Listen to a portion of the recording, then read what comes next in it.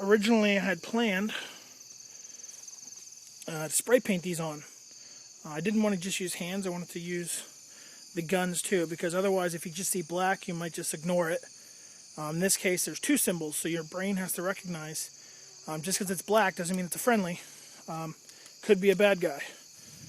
And so I sprayed these on thinking that that would help some recognition. This gun you won't even be able to see because it's hidden back there. But in the future I might do something different. What I have noticed is that once I spray these on, it's going to be really hard. I like to reuse the cardboard.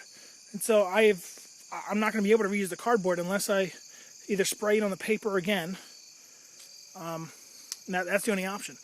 The other thing I think I'm going to do is get some black cardstock and simply cut out shapes and use a pin of some sort, like a bulletin board, to pin it on wherever I want.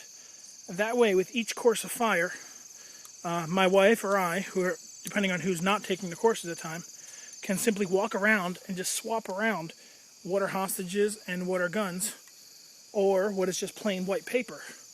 In that case, it's a gun. So I think that's the better way to go. And if you happen to hit the black cardstock, that's easily replaceable.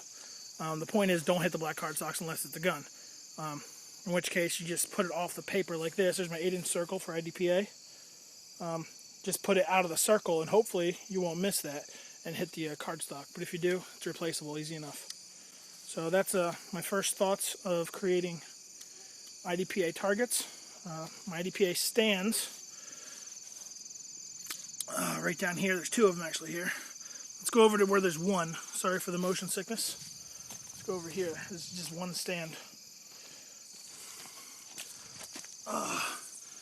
So just some L brackets. There's actually 5 L brackets. 3 of them are 19 inches in length, and those are for the two sides, and then the middle is 19 inches also.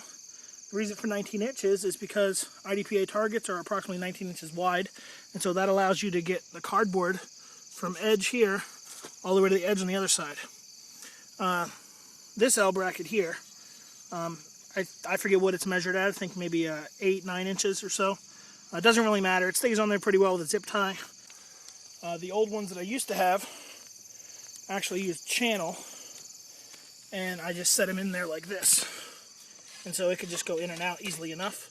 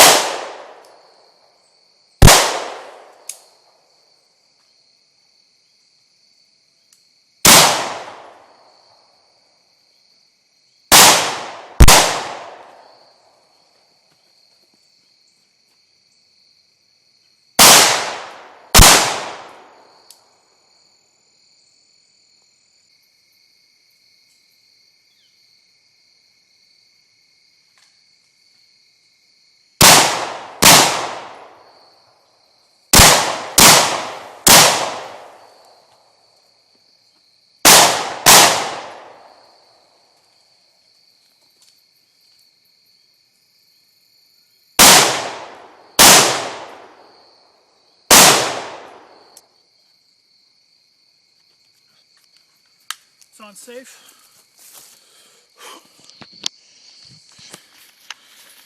Take a look at these shots. Haven't showed you any up until now. Desperately need to get a, sorry for the blurry video, desperately need to get a handguard on this, because that barrel is hot right now. Let's keep that away from me. Okay, first target, engage 2, there's 2. I forget if I did 3 shots there or not. I don't think I did. I think I did 3 over here. Second target, 8-inch circles. It's 3 shots. Quite spread out though.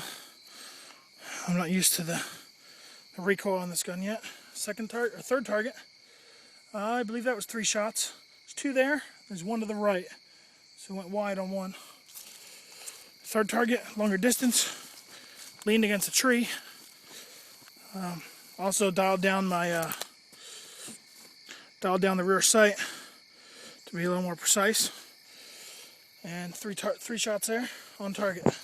One more final note about this course I set up here. Good idea if you're going to set one up in a remote location with 4-wheelers around. Go ahead and put some flags out. Makes it a little easier to see the wood color. Because the poles are wood, the cardboard's wood. The paper you may think shows up, but what if the 4-wheeler's coming from the other direction? They're not going to see that. Oh, also the silhouettes that I made for hands and gun. This is my template.